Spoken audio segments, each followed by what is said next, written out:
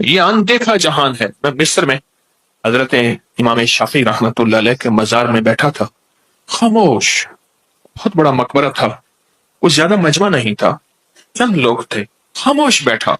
मैं शेख को अमाल के हदिये पेश कर रहा था, तो जिंदगी का एक निजाम ऐसे सामने आया कि इमाम शाफी रहमतुल्लाह अलैह, इमाम शाफी रहमतुल्लाह अलैह, उनका नाम असल इदरीस था, इमाम शाफी रहमतुल्लाह अलैह, क्या इंसान।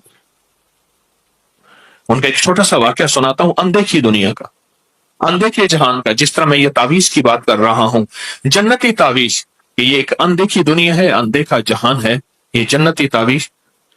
मैं उनके एक छोटा सा वाक्य बयान, इमाम शाफी रहमतुल्लाह अलैह ये असल मिस्र के नहीं थे, सफर करते जिंदगी का एक सफर गुजरा, मिस्र तशरीफ लाए।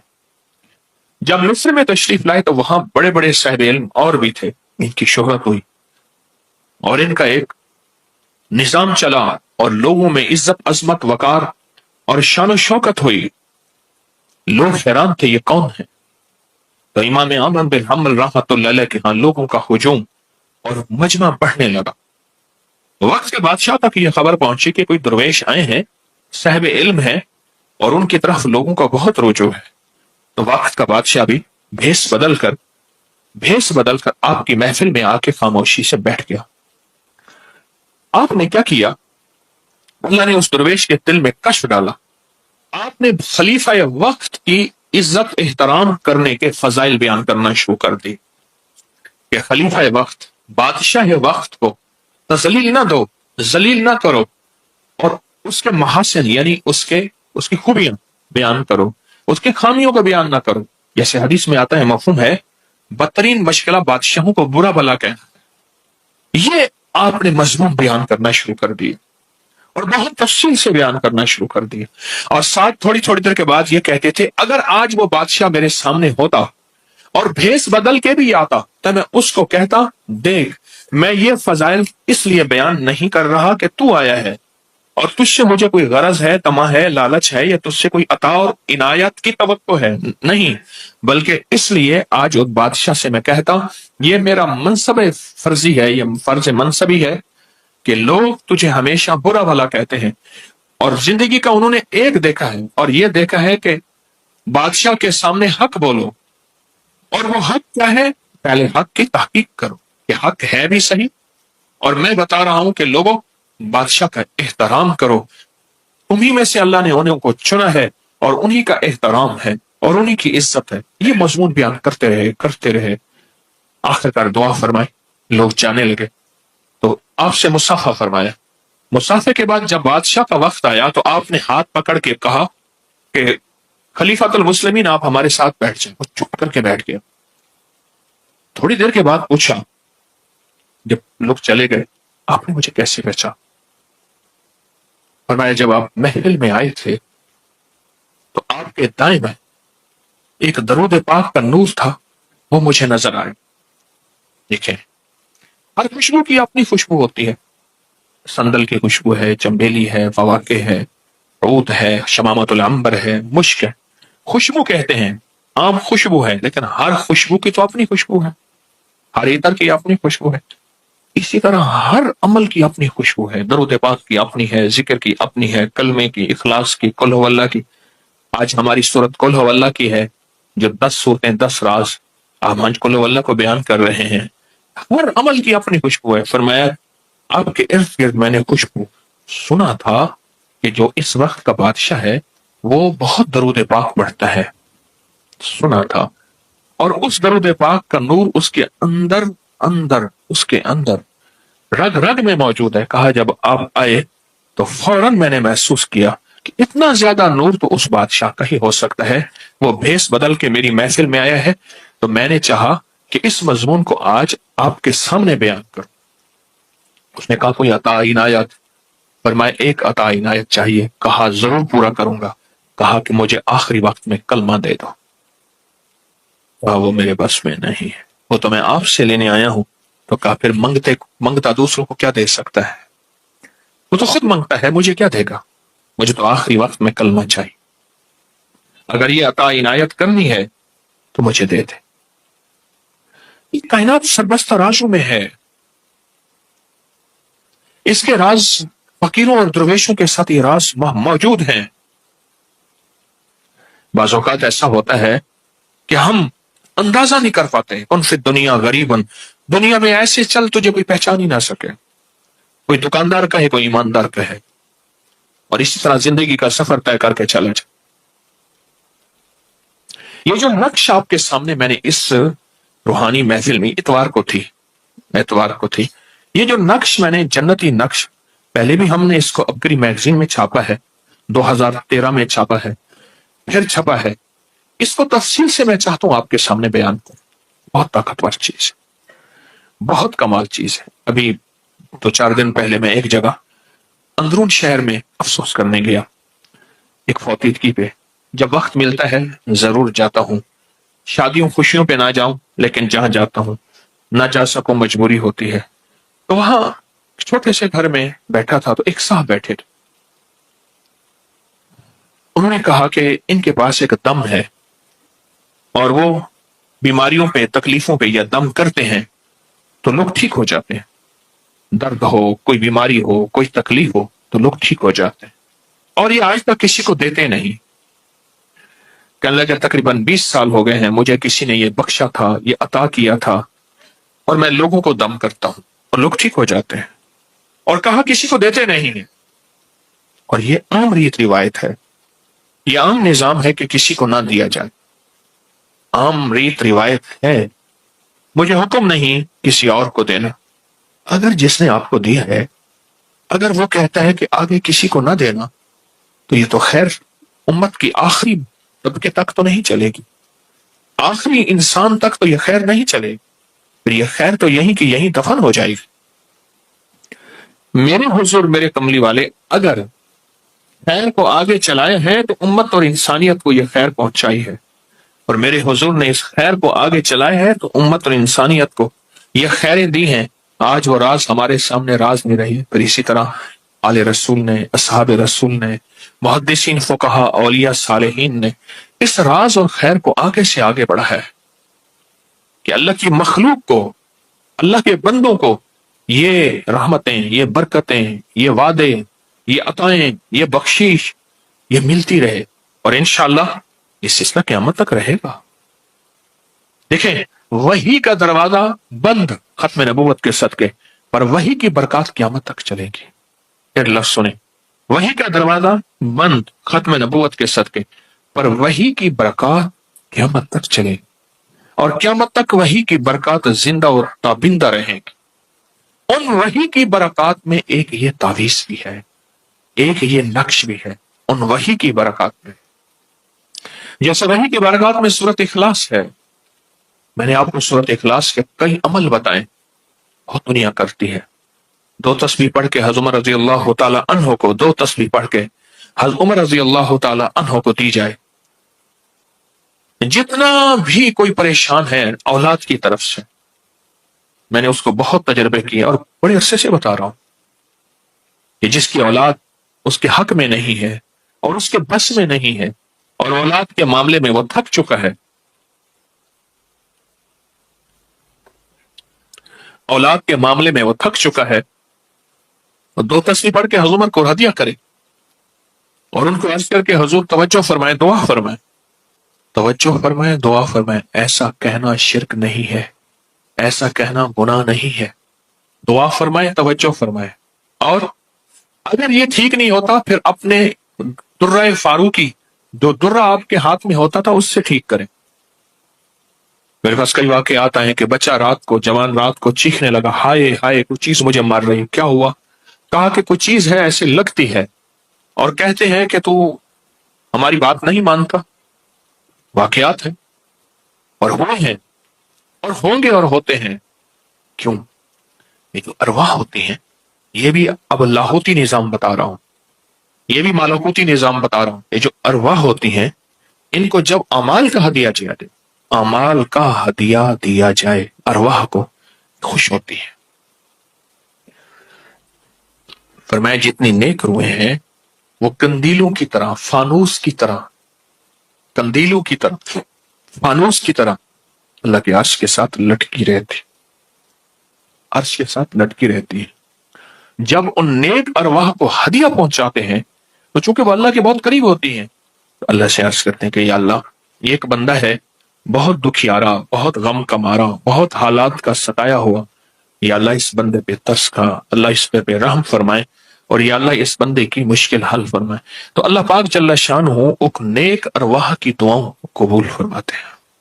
یہ جو ہمارا ذکر خاص ختم خواجگان ہے، صدیوں سے چلا آ رہا ہے، اولیاء صالحین کے تجربات میں یہ پڑھ کے پھر ان ارواح کو ہدیہ کرتے ہیں، پھر ان کے وسیلے سے دعا کرتے ہیں، تو دعائیں قبول ہوتی ہیں، دعائیں قبول ہوتی ہیں، اور دعاؤں میں تاثیر ملتی ہے، اور دعاؤں میں طاقت ملتی ہے، اور واقعتاً ملتی ہے، اس کے اندر بہت طاقت ملتی ہے، بہت تاثیر ملتی ہے، اور بہت کمال ملتا ہے۔ اولاد کے لیے، بے اولادی کے لیے میں اکثر بتاتا ہوں کہ 2 تسبیح پڑھ کے، 2 انبیاء ایسے ہیں، ابراہیم اور حضرت زکریا، جن کی بڑھاپے میں اولاد ہوئی، جن کو بظاہر کہتے ہیں کہ ممکن ہی نہیں ہے، ممکن ہی نہیں ہے کہ یہ اولاد ہو سکے، 2 تسبیح سورۃ اخلاص کی پڑھ کے ان کو ہدیہ کریں، 2 تسبیح سورۃ اخلاص کی پڑھ کے ان کو ہدیہ کریں، ان کو ہدیہ کریں، 2 تسبیح سورۃ اخلاص کی پڑھ کے ان کو ہدیہ۔ اور بات ایسا ہوا ہے جن کی اولاد نہیں ہوتی اور جن کی اولاد میں مسائل ہیں، میں نے دیکھا ہے کہ اللہ پاک کے نیک بندوں کی دعائیں، ان کی توجہات، اس کی تاثیر ملتی ہے۔ سورۃ اخلاص کی برکات کا حصہ ہے۔ ہم 10 صورتیں بیان کر رہے ہیں، 10 صورتیں، 10 راز، آج سورۃ اخلاص ہے، یہ اس کی تاثیر بیان کر رہا ہوں۔ میں ایک درویش کے پاس گیا، انہوں نے مجھے اپنی تسبیح دی۔ وہ کیا کرتے ہیں، تسبیحاں بہت ساری اپنے پاس رکھتے ہیں، تسبیح پڑھتے رہتے ہیں، پھر وہ بندے کو دے دیتے ہیں، اگلی اٹھا لیتے ہیں، پڑھتے ہیں اور فرماتے ہیں یہ میری پڑھی ہوئی ہے۔ سچ ہے، واقعی پڑھی ہوئی، فرمانے لگے یہ میری پڑھی ہوئی ہے تسبیح، لیکن ایک وعدہ کریں، اس پہ 2 تسبیح سورۃ اخلاص قل هو اللہ ضرور پڑھا کریں۔ اور کہا کہ یہ شاندار اور جاندار عمل ہے، آپ کو ہر زندگی کی مشکل میں، زندگی میں، روحانیت میں، اور کوئی مشکل ہو، پریشانی ہو، اس کے لیے 2 تسبیح سورۃ اخلاص پڑھیں۔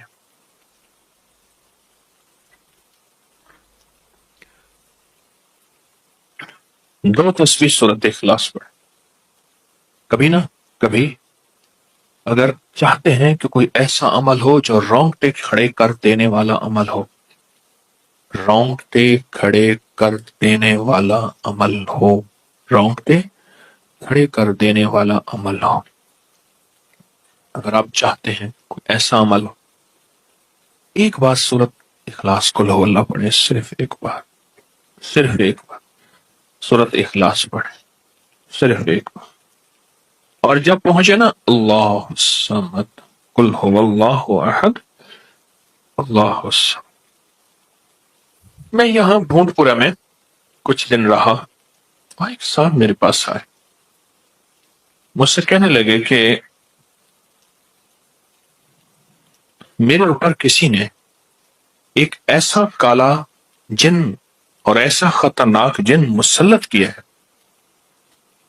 کہ جو میں آنکھوں سے دیکھتا ہوں، اور میری بیوی آنکھوں دیکھتی ہے، بچوں کو نظر نہیں آتا، کوئی گھر میں آئے اس کو نظر نہیں آتا، میں آنکھوں میں دیکھتا ہوں۔ کہنے لگا ایسے دیوار کے اندر چلا جاتا ہے، پھر دیوار سے باہر نکل آتا ہے، چھت کے اندر جاتا ہے اور چھت پھٹتی محسوس ہوتی ہے، ہم ڈر کے بعض اوقات ہٹ جاتے ہیں کہ چھت پھٹی ہے گر نہ جائے، پھر وہ مل جاتی ہے، پھر ایسے چلا جاتا ہے۔ وہ کالا جن ایسے چلا جاتا ہے، ایسے آ جاتا ہے۔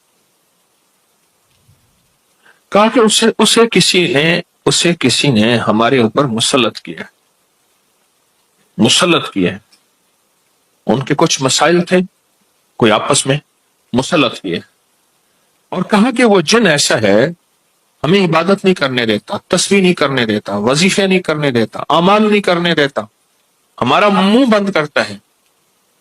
مجھے آج بھی اس بندے کے الفاظ یاد ہیں، 2 اس کے ساتھ بوڑھی خواتین تھیں، ایک بہن تھی، ایک بیوی تھی، بیچارہ حالات کا ستایا مارا ہوا، کوئی 60 65 کے 70 کے قریب اس کی عمر تھی۔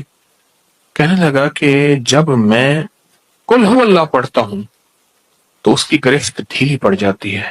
اور جب میں پڑھتا ہوں نا اللہ الصمد،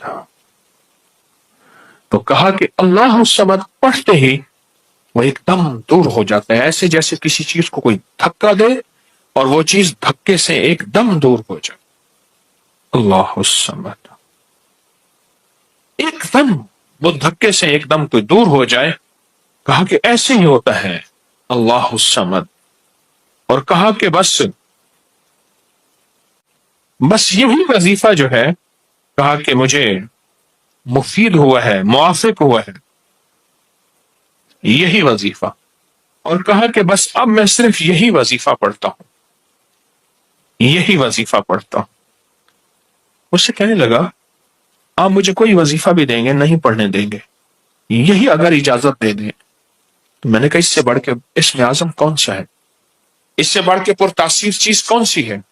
میں آپ کو یہی وظیفہ دے دیتا ہوں، آپ اسی وظیفے کو پڑھیں.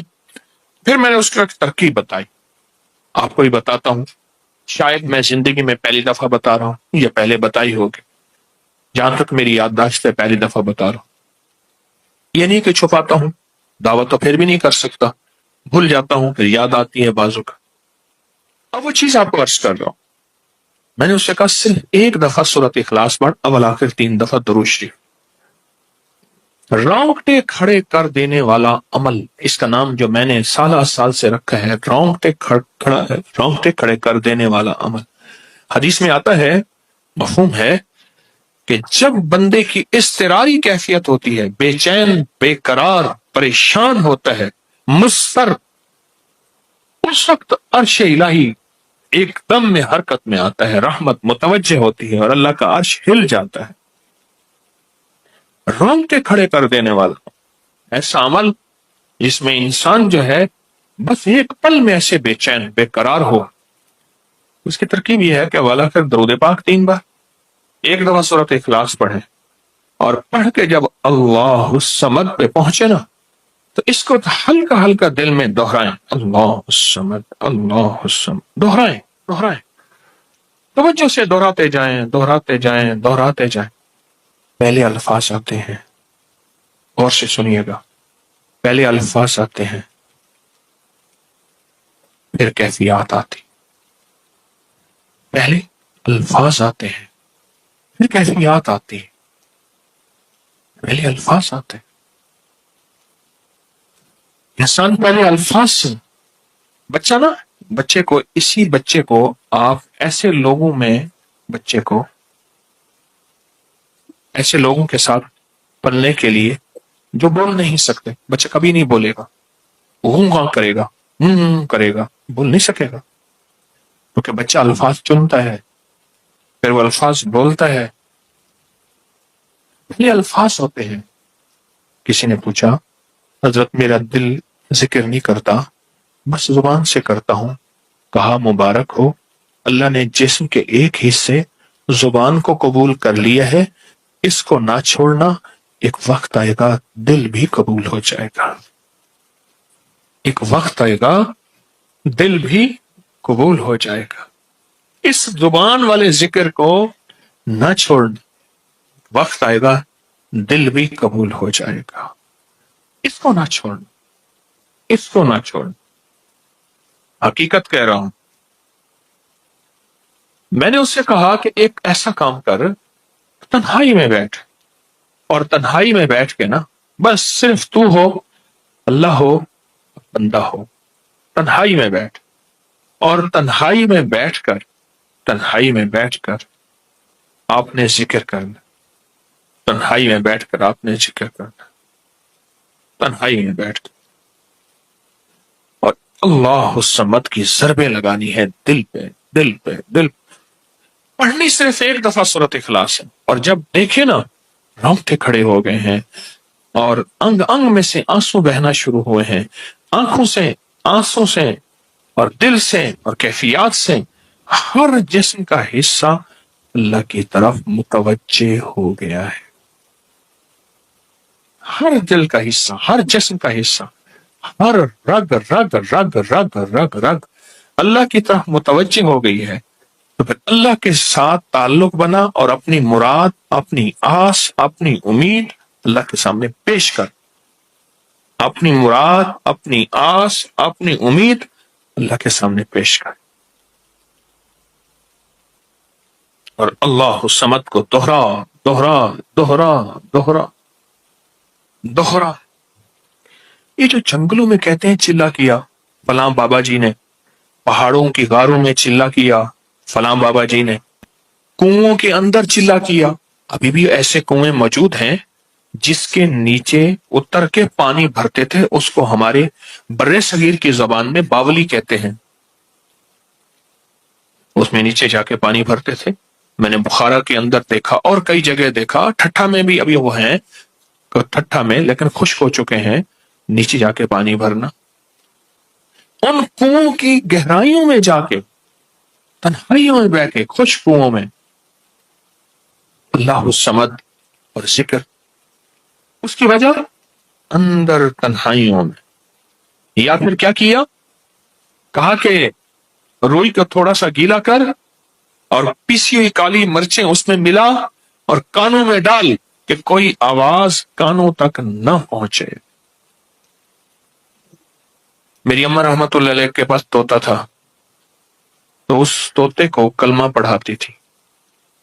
رات کو پڑھا پڑھا کے نا اس کے کانوں پہ موم لگا دیتی تھی. میں نے خود دیکھا، کانوں پہ موم لگا دیتی تھی کہ ساری رات اس کے کانوں میں، ساری رات اس کے کانوں میں اور کوئی آواز نہ جائے. جاگ رہے، اور کوئی آواز نہ جائے. اچھا ایسا کرتے رہے کرتے رہے. میں نے خود دیکھا کچھ عرصے کے بعد اس نے کلمہ پڑھنا شروع کر دیا. ایسے ہی ہم اگر مشق کریں، جانور کی مشق ہو جائے تو اس کو کلمہ زبان پہ آ جاتا ہے. اگر ہم کبھی بھی کسی جنگل ویرانے میں، کبھی گھر کی تنہائیوں میں، کبھی کہیں بھی ایک دفعہ سورۃ قل ہو اللہ پڑھیں اور ایک دفعہ سورۃ اخلاص پڑھیں اور ایک دفعہ سورۃ اخلاص پڑھیں، لیکن اللہ الصمد کو بہت زیادہ دوہرائیں. اصل میں اللہ میں نقطہ نہیں، صمد میں نقطہ نہیں. یہ حروف صوامت ہیں، یہ بے نقطہ حروف ہیں، اور ان بے نقطہ حروف میں بہت طاقت بھی ہے، بہت تاثیر بھی ہے، بہت کمال بھی ہے. اللہم اغفر لی ولوالدی وللمؤمنین والمؤمنات والمسلمین والمسلمات. اب اس وظیفے کو اٹھائیں، اس میں ذرا چنیں کہ بے نقطہ حروف کتنے ہیں. آپ کو ایک حیرت ہوگی، اور آپ کو حیرت ہوگی کہ اچھا یہ کیا ہے. جو طبیب کامل ہو جاتا ہے نا، یاد رکھیے گا، جو حکیم پختہ کار ہو جاتا ہے، جو ڈاکٹر پختہ ہو جاتا ہے، وہ کسی کا نسخہ دیکھتے ہی نا ایک پل میں دوائیں دیکھتا ہے اور دوائیں پڑھتا ہے. کہتے بس اس میں تھوڑی سی تبدیلی کر دیں باقی ٹھیک ہے، یا کہتے ہیں نہیں تبدیلی نہ کریں یہی ٹھیک ہے.